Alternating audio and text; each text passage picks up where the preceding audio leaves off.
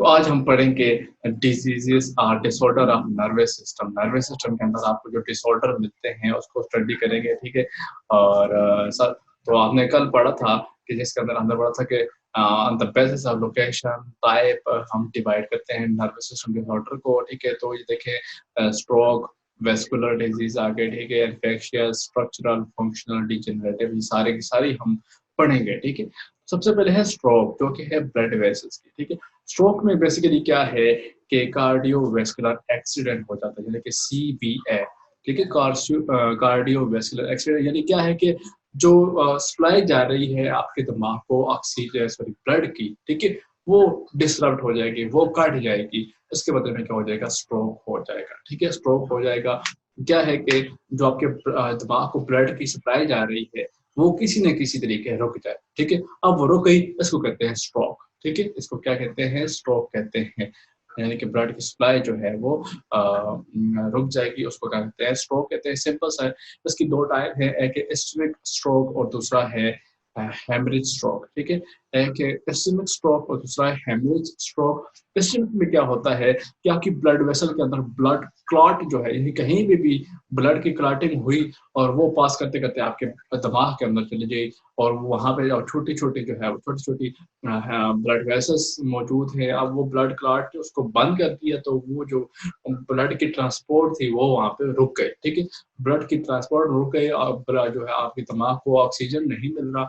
Oxygen नहीं मिल रहा तो बदले में क्या है कि दिमाग का फंक्शन जो है वो उसी तरीके से परफॉर्म नहीं होगा, ठीक है। और बदले में क्या होगा, ऑक्सीजन नहीं मिल रही तो सेल जो है वो मरना शुरू कर देंगे, ठीक है। सेल जो है वो मरना शुरू कर देंगे। और दूसरा है हेमरेज स्ट्रोक। हेमरेज में क्या होता है कि ब्लड वेसल फट जाती है, ठीक है। आपके दिमाग की कोई भी ब्लड वेसल है वो फट जाती है। फट जाने से क्या है, दो चीजें जो होंगी वो नाकाबिले बर्दाश्त है, ठीक है।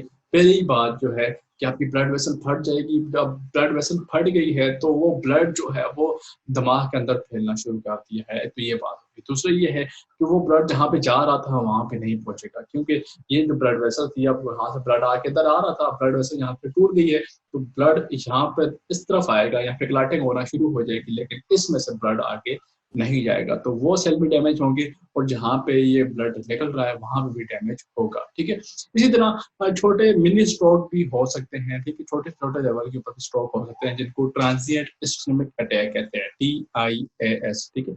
ट्रांजिएंट इस्केमिक अटैक यानी कि छोटे लेवल के ऊपर भी आपको स्ट्रोक हो सकते हैं, ठीक है। सिम्टम्स की बात करें, ठीक है, स्ट्रोक के, तो उसमें क्या है कि वीक ऑफ फेस, आर्म और लेग, यानी कि हो सकता है कि एक साइड की जो आर्म है, आपकी टांगे जो है या फिर मुंह वगैरह जो है, यहाँ पे आपको वीकनेस होना शुरू हो जाए, यानी कि आपको कमजोरी फील होना शुरू हो जाएगी, ठीक है, स्ट्रोक में, ठीक है। और दूसरा क्या है कि कंफ्यूजन होगी, ट्रबल एंड अंडरस्टैंडिंग होगी। मिसाल के ऊपर आप किसी बात के ऊपर सोच रहे हैं, यहाँ पे देखें ये जितने भी मैकेनिज्म हैं, जितने भी सिम्टम्स होंगी, मैं आपके सामने रखता हूँ फंक्शन ऑफ ब्रेन, ठीक है। जो ब्रेन का फंक्शन है, ठीक है, जो ब्रेन का फंक्शन है, जो ब्रेन जिन जिन चीजों को कंट्रोल कर रहा है और सारी बॉडी को कंट्रोल कर रहा है, तो वो सारी की सारी तकरीबन डिस्टर्ब हो जाएंगे। मिसाल के ऊपर देखें, कंफ्यूजन, थिंकिंग आ गई, ब्रेन कर रहा है, ठीक है। देखने का प्रोसेस कर रहा है, ट्रबल एंड सीइंग, यानी कि आपको दो दो चार चार नजर आना शुरू हो जाए, तो वो भी हो सकता है, ठीक है। अच्छा, ब्रेन के साथ बिजनेस, यानी कि आप जो है वो एक किस्म कहते हैं डमाडोल हो जाना, यानी कि आप जो है वो सुन से हो जाते हैं, किस्म के बिजनेस उसे कहते हैं, ठीक है। और साथ में क्या है कि हेडेक हो जाना, तो वो भी सारा का सारा क्या होगा, ब्रेन की वजह से होता है, ठीक है। और वीकनेस आर्म के मूवमेंट वगैरह में जो है आपको महसूस आता है, मूवमेंट भी देखे वो ब्रेन की वजह से ही परफॉर्म हो रही है, क्योंकि स्ट्रोक हो ही रहा है आपके ब्रेन के अंदर, ठीक है। स्ट्रोक हो रहा है आपके ब्रेन के अंदर, तो वो सारी की सारी चीजें जिनको आपका ब्रेन जो है कंट्रोल कर रहा है, तकरीबन तकरीबन वो सारी की सारी डिस्टर्ब होंगी इसी वजह से, ठीक है। इसी वजह से डिस्टर्ब होगी। अब देखें, स्वेयर हेडेक होगा, और आपको ये भी नहीं पता होगा कि पता नहीं आपको आपके सर में दर्द क्यों हो रहा है, ठीक है। आपको ये भी नहीं पता होगा कि आपके सर में दर्द क्यों हो रहा है, ठीक है। स्ट्रोक की टू टाइप्स होती हैं, एक है इस्केमिक स्ट्रोक, ठीक है, इस्केमिक स्ट्रोक, और दूसरा है हेमरेज स्ट्रोक, ठीक है। इस्केमिक स्ट्रोक और दूसरा है हेमरेज स्ट्रोक। इस्केमिक स्ट्रोक में क्या होता है कि आपकी दिमाग में, आपकी ब्लड वेसल में ब्लड क्लॉट जो है वो फंस जाएगा, ठीक है। तो ब्लड की सप्लाई आगे नहीं जाएगी, जबकि हेमरेज स्ट्रोक में क्या होगा कि ब्लड वेसल जो है वो फट जाएंगी और ब्लड जो है वो फैलना शुरू कर देगा सराउंडिंग एरियाज में, और जहाँ पे टारगेट साइट थी वहाँ पे ब्लड नहीं जाएगा। ठीक है, तो ये दो दो टाइप्स इसकी है कि इस्केमिक स्ट्रोक और दूसरा है हेमरेज स्ट्रोक। तीसरा है छोटी टाइप जिनको कहते हैं ट्रांजिएंट इस्केमिक स्ट्रोक। ठीक है, ट्रांजिएंट इस्केमिक स्ट्रोक ये भी वही है। ये इस्केमिक स्ट्रोक है ना, यानी कि ब्लड क्लॉटिंग की वजह से होगी, लेकिन छोटा छोटा यानी कि ये हो सकता है कि खुद ब खुद ठीक भी हो जाए। ठीक है, ये पॉसिबल है, यानी कि छोटे लेवल के ऊपर की बात कर रहे हैं। ठीक है, छोटे लेवल के ऊपर की बात कर रहे हैं। इस्केमिक अटैक है, इसका मतलब क्या है कि आपके उस अटैक के अंदर ब्लड क्लॉट जो है वो हो जाएगा। ठीक है, तो आपके देखें आपके ब्रेन के अंदर आपको जो है वो काफी ज्यादा हेडेक वगैरह फील होंगे, आपको सर दर्द होगा और आपको जो है वो वजह भी नहीं मालूम होगी क्यों हो रहा है। यहाँ पे एक दूसरी काम की बात बताता हूँ कि आपके ब्रेन के अंदर पेन रिसेप्टर नहीं होते। ठीक है, आपके ब्रेन के अंदर पेन रिसेप्टर नहीं होते, तो क्वेश्चन ये है कि जब आपके ब्रेन के अंदर पेन रिसेप्टर नहीं होते तो आपको दर्द हेडेक किस तरह से फील होता है। पहली बात तो ये है कि आपके ब्रेन के अंदर जो है वो पेन रिसेप्टर नहीं होते। ठीक है, और दूसरी बात ये है कि आपको हेडेक भी होता है। तो मेरे आपसे दो क्वेश्चन हैं। ठीक है, मैं माइक भी ओपन कर दूंगा। मेरे आपसे दो क्वेश्चन ये है कि पहला क्वेश्चन ये है कि जब आपके पेन रिसेप्टर नहीं है तो आपको दर्द क्यों महसूस होता है। दूसरी बात ये है कि आपके ब्रेन में पेन रिसेप्टर क्यों नहीं है। चले, पहले क्वेश्चन का आंसर तो मिल गया जी कि वो जो मेम्ब्रेन की वो जो सराउंडिंग एरिया में मेम्ब्रेन मौजूद है उसकी वजह से आपको सर में दर्द महसूस होता है, हालांकि वो ब्रेन के अंदर दर्द महसूस नहीं होता। ठीक है, यानी कि डॉक्टर जो सर्जरी करते हैं तो आपको वो महसूस नहीं होगा कि वो आपके दिमाग के साथ कुछ खिलवाड़ कर रहे हैं। यानी कि ऐसा भी हो सकता है कि ब्रेन की सर्जरी हो रही है और आप उससे डायरेक्ट डिस्कशन वगैरह भी कर रहे हो, ऐसा पॉसिबल है। ठीक है, तो क्वेश्चन ये है कि ब्रेन के अंदर, अब दूसरा क्वेश्चन है कि ब्रेन के अंदर रिसेप्टर क्यों नहीं होते, pain receptor. Sir first of all तो ये कि हमारे ब्रेन में ज़ाहिर नोसिसेप्टर्स नहीं है जो कि पेन वगैरह को करते हैं, रिसीव करते हैं। और सेकंड, ब्रेन में पेन रिसेप्टर ना होने का मुझे तो यही लगता है कि अगर ब्रेन जो है वो हमारा फंक्शनल यूनिट है, यानी हमारी सारी बॉडी को वो कंट्रोल कर रहा है। सही। और अगर वही पेन होगा, अगर इंफॉर्मेशन यूनिट में ही अगर हमारे पास पेन फील होगा तो फिर वो बाकी बॉडी को कैसे कंट्रोल करेंगे। जी बिल्कुल सही, बिल्कुल सही आंसर दिया है। अच्छा चलो ठीक है, सही आंसर दिया है जी। सबने सुन भी लिया होगा कि आपकी पूरी बॉडी को ब्रेन कंट्रोल कर रहा है, तो अगर उस पोर्शन में अगर पेन खुद बहुत प्रोड्यूस होना शुरू हो जाए तो मतलब आप तो फिर उस इंसैनिटी से मर जाएंगे कि आप जो है हर वक्त पेन ही महसूस कर रहे हैं कि आपकी ब्रेन के अंदर ये फंक्शन जो है वो डैमेज हो गया, ये हो गया आपका दिमाग के अंदर, यानी कि आपको सर दर्द बर्दाश्त नहीं होता। ठीक है, माइग्रेन जिसे कहते हैं वो ब्लड वेसल्स का जो दर्द होता है। ठीक है, अब यानी कि मैनेजर्स के अंदर जो दर्द है वो आपसे बर्दाश्त नहीं हो रहा, अब दिमाग के अंदर जो पेन होगा वो आप उसको कैसे यूटिलाइज करेंगे। ठीक है, दूसरा ये है कि दिमाग के अंदरूनी हिस्से को बहुत कम चोट पहुंचती है। ठीक है, दिमाग के अंदरूनी हिस्से को बहुत कम चोट पहुंचती है, क्योंकि मैंने आपको एक रीजन बताया थी एवोल्यूशन के हिसाब से कि देखें आपकी आंखें और कान उस जगह पे मौजूद हैं जो कि आपके दिमाग के करीब है, ये दोनों एक दूसरे को बजाते हैं। मिसाल के तौर पर देखें, कोई आपकी तरफ पत्थर फेंकेगा, ठीक है, तो आप उसकी तरफ जो है कमर कर देंगे। ठीक है, मतलब आपकी बैक साइड पे आप उसे बर्दाश्त कर लेंगे, चेस्ट के ऊपर बर्दाश्त कर लेंगे, लेकिन दिमाग के ऊपर आप उसे बर्दाश्त करना बिल्कुल गवारा नहीं समझेंगे। ठीक है, तो होता ये है कि काफी अरसे तक आपका दिमाग जो है उसने क्या किया कि पेन रिसेप्टर वाली जो है उसका सामना ही नहीं किया। ठीक है, सामना हुआ ही नहीं, तो साथ में क्या है कि पेन रिसेप्टर जो है वो पेन रिसेप्टर डेवलप ही नहीं हुए। स्ट्रोक के ट्रीटमेंट की बात करते हैं, इमरजेंसी स्टेट की बात है, क्योंकि आपका ब्लड दिमाग के अंदर जो है ब्लड की सप्लाई नहीं हो रही है, वो मेन यूनिट जो है जो काम कर रहा है वहां पे हाँ इमरजेंसी स्टेट की। तो इमरजेंसी स्टेट में क्या है कि यानी कि ब्लड जो है वो आगे पीछे जा रहा है, वो दिमाग को ऑक्सीजन नहीं मिल रही, और दिमाग जो है वो आपका सारा सारा बॉडी का फंक्शनल यूनिट है। ठीक है, तो अब वो आपको जल्दी ही वो अस्पताल का जो है वो विद इन 3 आवर्स जो है आप इसकी सिम्टम्स शो होना शुरू कर देंगे, सिम्टम्स शो होना शुरू कर देंगी। और अगर आपने इसको कंट्रोल नहीं किया तो काफी ज्यादा डैमेज हो सकता है, यानी कि मैं तो ये कह सकता हूँ कि डेथ तक हो सकती है, क्योंकि जो आपका कंट्रोलिंग यूनिट है वो अब वहां पे डिस्टर्बेंस हो गई है। ठीक है, तो आप ये भी देख सकते हैं कि जो कि ब्लड है, ब्लड के अंदर तो देखिए इम्यून सेल्स भी होते हैं, वो रिएक्शंस भी कर सकते हैं, ब्लड क्लॉटिंग होती है, ठीक है, वो सारे के सारे प्रोसेस हो सकते हैं, अगरचे आपका ब्रेन आपकी बॉडी का अपना पोर्शन है, ठीक है। तो क्या है कि सबसे पहले क्या होगा कि एमआरआई या सीटी स्कैन होना लाजमी है, ताकि पता चल सके कि दिमाग के किस पोर्शन के अंदर जो है वो हुई है, स्ट्रोक हुई है। और साथ में क्या है कि थ्रोम्बोलिटिक थेरेपी जो है वो परफॉर्म की जाती है। थ्रोम्बोलिटिक थेरेपी में क्या होता है कि जो ब्लड क्लॉट है उसको तोड़ा जाता है, ठीक है, किसी भी इंस्ट्रूमेंट की मदद से उसको क्या है वो, यानी कि रेडियो वेव्स हो गए, साउंड वेव्स हो गए, उसकी वजह से उसको क्या है वो तोड़ दिया जाता है। जो थ्रोम्बोसिस जिसे कहते हैं ना, वो ब्लड क्लॉट जो है उसको तोड़ दिया जाता है इसकी मदद से, या फिर ब्लड थिनर ऐड किया जाता है। ब्लड थिनर की वजह से ब्लड जो है वो जाहिर सी बात है पतला हो जाएगा, और ब्लड का फ्लो जो है वो तकरीबन तकरीबन अगर वो है इससे में कटेगा है, ठीक है, ब्लड क्लॉट की वजह से है, तो वो पॉसिबल है। यानी कि ये है, डिपेंड करता है कि कौन सा स्ट्रोक हुआ है, कौन से पोर्शन के ऊपर हुआ है, ठीक है, और उसका साइज, ग्रोथ वगैरह वो सारी चीजें जो है वो मैटर करती हैं स्ट्रोक के हवाले से, ठीक है। नेक्स्ट है मेनिंजाइटिस, ठीक है। मेनिंजाइटिस बहुत ही आसान है, नाम से जाहिर है मेनिंजेस के अंदर जो है इन्फेक्शन होगा, ठीक है। ये इन्फेक्शियस डिजीज है, हमने यहाँ पे पढ़ा था कि ये मेनिंजाइटिस जो है वो इन्फेक्शियस डिजीज है। इन्फेक्शियस से क्या मुराद है कि किसी न किसी बैक्टीरिया वायरस की वजह से होगा, ठीक है, या कोई भी छोटा ऑर्गेनिज्म जो है वो आपके मेनिंजेस के अंदर पहुंच जाता है, तो वहां पे वो डिस्टर्बेंस क्रिएट करेगा। मैंने आपको पहले भी बताया कि वायरस, बैक्टीरिया, ये माइक्रो ऑर्गेनिज्म जितने भी हैं, उनका मकसद डिजीज काज करना नहीं होता, ठीक है। वो उनको इस चीज का नहीं पता होता कि वो किसी और के अंदर जो है वो डिजीज काज कर रहे हैं, वो तो अपनी जस्ट न्यूट्रल कैरेक्टर होते हैं, अपना साइकिल कंटिन्यू कर रहे होते हैं, ठीक है। तो यानी कि वो जस्ट अपना लाइफ साइकिल पास कर रहे होते हैं, लेकिन मतलब है क्या कि वो जहाँ से खुराक ले रहे होते हैं वो आपके टिश्यूज होते हैं, ठीक है, वो आपके टिश्यूज होते हैं, तो क्या है कि वो टिश्यूज डैमेज होना शुरू हो जाएंगे और आपके बॉडी के अंदर डिजीज होना शुरू हो जाएंगे। मिसाल के तौर पर वायरस या बैक्टीरिया के लिए आपकी बॉडी इस तरह है जैसे आपके लिए मुर्गी या गाय है, आप उसको खा लेते हैं, तो और दूसरा क्या है कि आप ये महसूस नहीं करते कि वो उसकी आपने पूरी जिंदगी ले ली।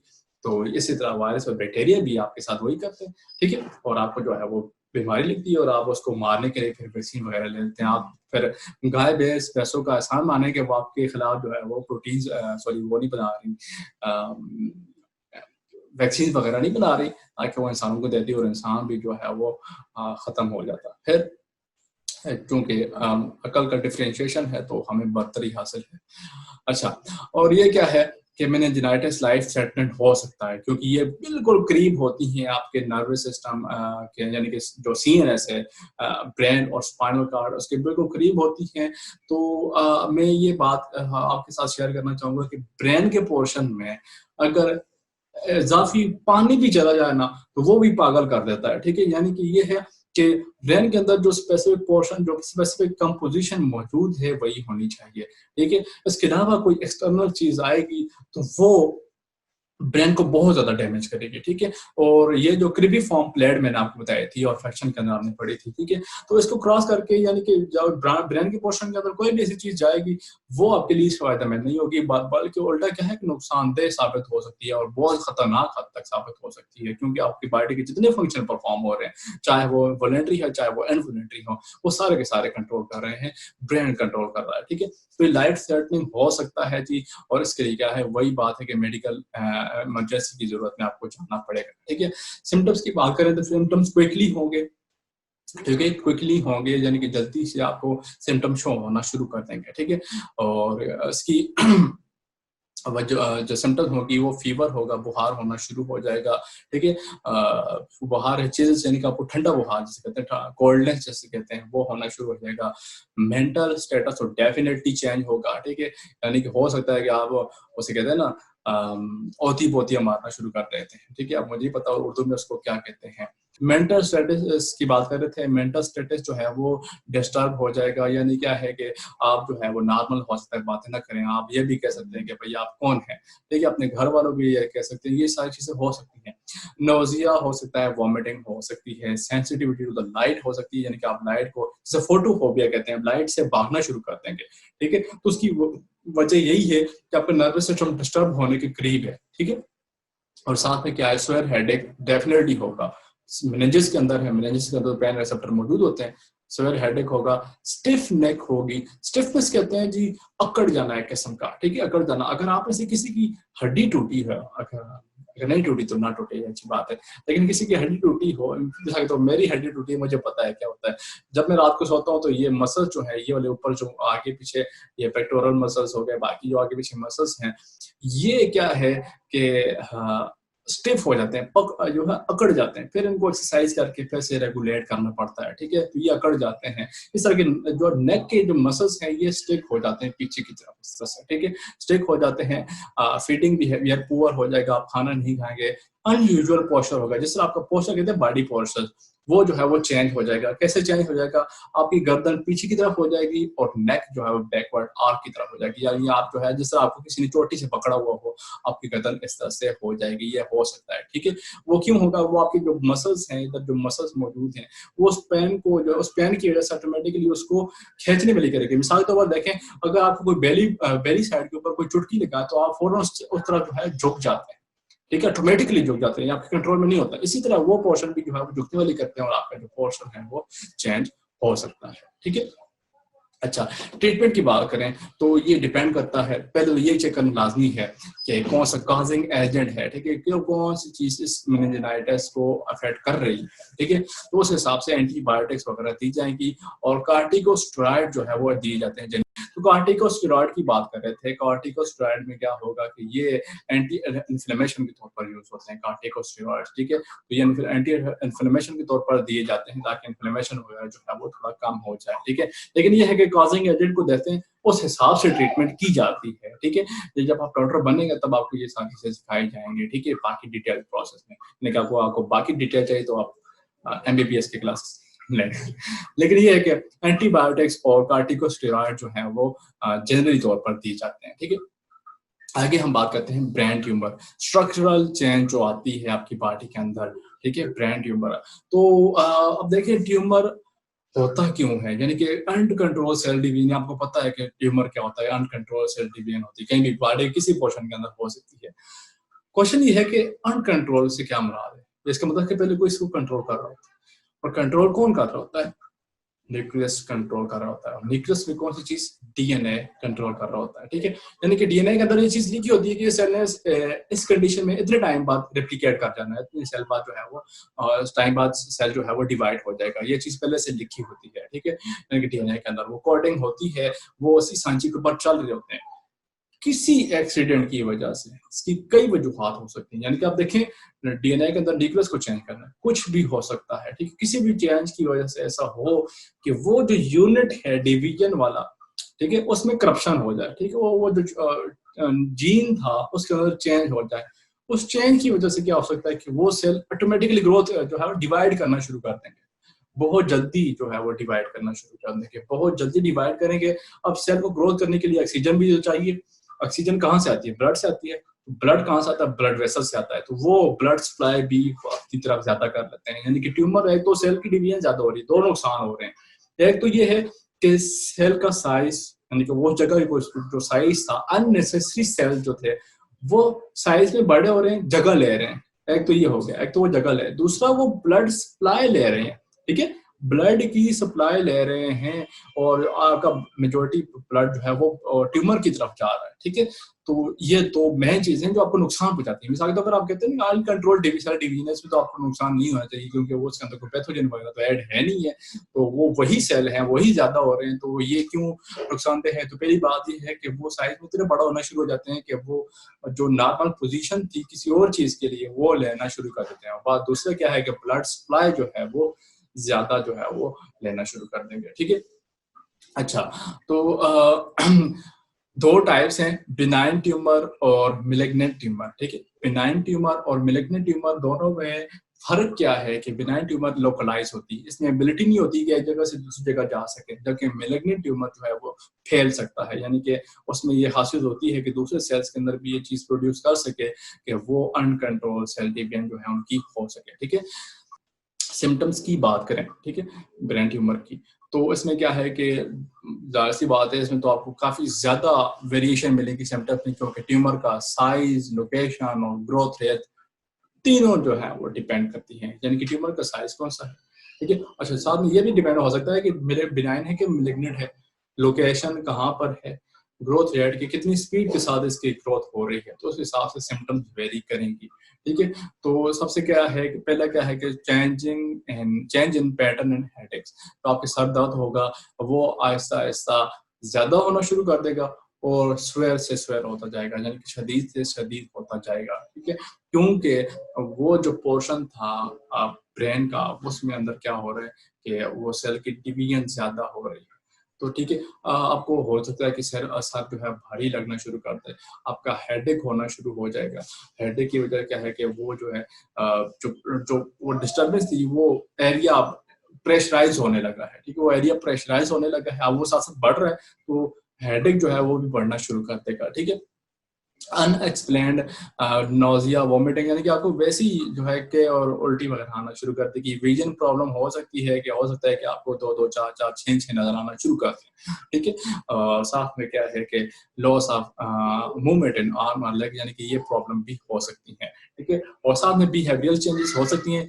अब हम ट्रीटमेंट की बात करते हैं। अब यहाँ पे देखें, डिपेंड करता है, उन्होंने बता दिया कि टाइप, साइज, लोकेशन के हिसाब से फिर सर्जरी, रेडियोथेरापी और केमोथेरापी। ये तो नॉर्मल सी बात है। आपको मजे की बात बताता हूँ कि ट्यूमर्स को बेसिकली बड़े लेवल के ऊपर, यानी कि आप अगर रिसर्चर लेवल के ऊपर देखें तो उसको किस तरह कंट्रोल किया जाता है।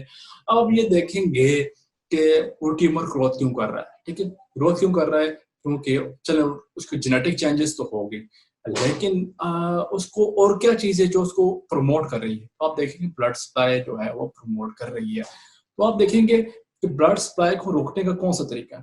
फिर आप ये देखेंगे कि ब्लड ब्लड वेसल की डिवीजन जो हो रही है, ठीक है, उसे शायद एंजियोजेनेसिस कहते हैं। तो वो जो ब्लड वेसल्स की डिवीजन हो रही है, वो डिवीजन कौन सा फैक्टर कंट्रोल कर रहा है। अब आप मेडिसिन में या उस जो भी चीज ऐड करेंगे, उसमें आप ऐसी चीज जानेंगे वो जो ब्लड वेसल्स की डिवीजन को स्टॉप करेगा।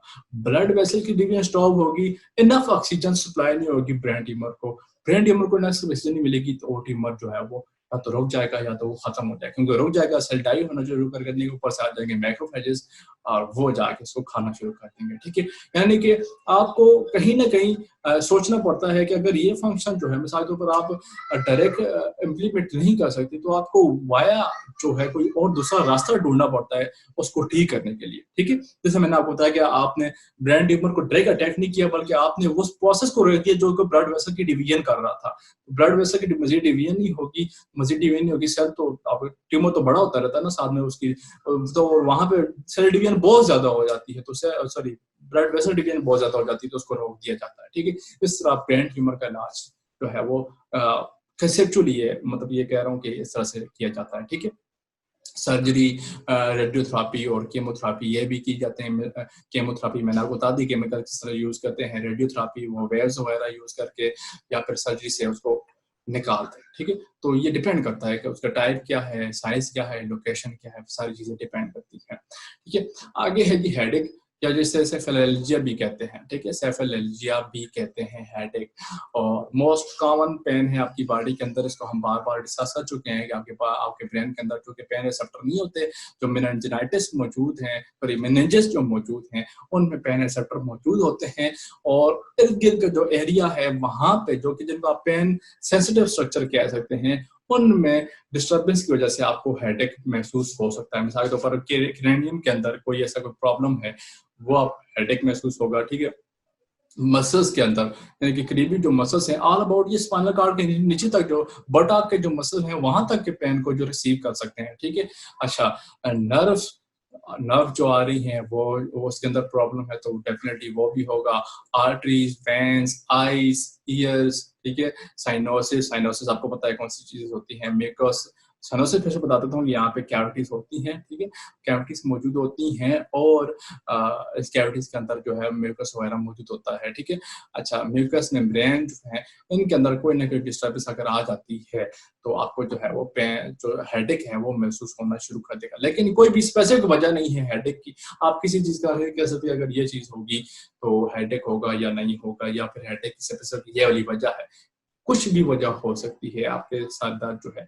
अल्जाइमर डिजीज की बात कर रहे थे। अल्जाइमर डिजीज में क्या है कि ये एक डिजेनरेटिव डिजीज है, यानी कि रफ्ता रफ्ता क्या होता है कि सेल जो है वो डाई होना शुरू हो जाते हैं, ठीक है। सेल्स जो है वो डाई होना शुरू करते हैं। कि डाई होने से क्या मुराद है कि यानी कि सेल की ग्रोथ अब मजीद नहीं हो रही, ठीक है। सेल की जो ग्रोथ है वो मजीद नहीं हो रही, और साथ में क्या है कि एम्पेयरमेंट ऑफ मेमोरी की मेमोरी जो है उसमें जो है प्रॉब्लम हो सकती है, यानी कि रीजनिंग करें, प्लानिंग करें, ये लैंग्वेज परसेप्शन परसेप्शन मैंने आपको बताया था क्या होता है कि आप तस्वुरात, मतलब आप पहली चीज को देते हैं और आपके दिमाग में जो इमेज बनती है उसे परसेप्शन कहते हैं, यानी कि पहला जो ख्याल आपके जहन में आता है उसे परसेप्शन कहते हैं, ठीक है। उसमें जो है वो खराबी हो सकती है। कोई प्लानिंग कर रहे हैं, लैंग्वेजेस, इस सब के अंदर प्रॉब्लम जो है वो हो सकती है अल्जाइमर डिजीज की वजह से। उसमें क्या है कि जो आपके न्यूरॉन सेल्स हैं वो खत्म होना शुरू कर देते हैं, ठीक है। जो न्यूरॉन सेल्स हैं वो खत्म होना शुरू हो जाएंगे किसके अंदर, अल्जाइमर डिजीज के अंदर, ठीक है। और इसके अंदर अगर हम देखें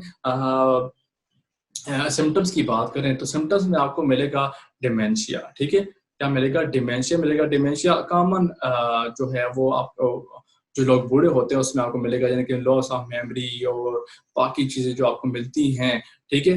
बाकी चीजें जो आपको मिलती हैं, मिसाल के तौर पर मैंने आपको जैसे कहा लॉस ऑफ मेमोरी हो गई, वीकनेस वगैरह हो गई, वो सारी सारी डिमेंशिया, यानी कि कलेक्टिवली जो नर्वस सिस्टम के अंदर जो फेलियर आते हैं उनको डिमेंशिया भी कहते हैं, ठीक है। उनको भी क्या कहते हैं, डिमेंशिया कहते हैं। तो वो होगा, अपैथी होगी, यानी कि लैक ऑफ इंटरेस्ट होगा किसी भी चीज के अंदर, नो सोशल इंटरेक्शन होगी, यूथेजियम जिसे कहते हैं, ठीक है। मतलब सोशल इंटरेक्शन खत्म होगा कर दी जाएगी, या फिर यह किसी चीज में इंटरेस्ट पैदा नहीं होगा, ठीक है। और जब जब सा वक्त गुजरता जाएगा, अल्जाइमर डिजीज डेवलप होती जाएगी, तो एब्स्ट्रैक्ट थिंकिंग जो है, यानी कि तजरीदी सोच जिसे कहते हैं, तजरीदी मतलब कि ख्यालाती तस्वुराती सोच जो है वो तकरीबन डैमेज होना शुरू हो जाती है। और साथ में जो इंटेलेक्चुअल फंक्शंस हैं, यानी कि सोच विचार जो है वो सही तरीके से नहीं हो सकती। इसीलिए जो लोग हो सकता है जो कुछ किताबें पढ़ रहे हो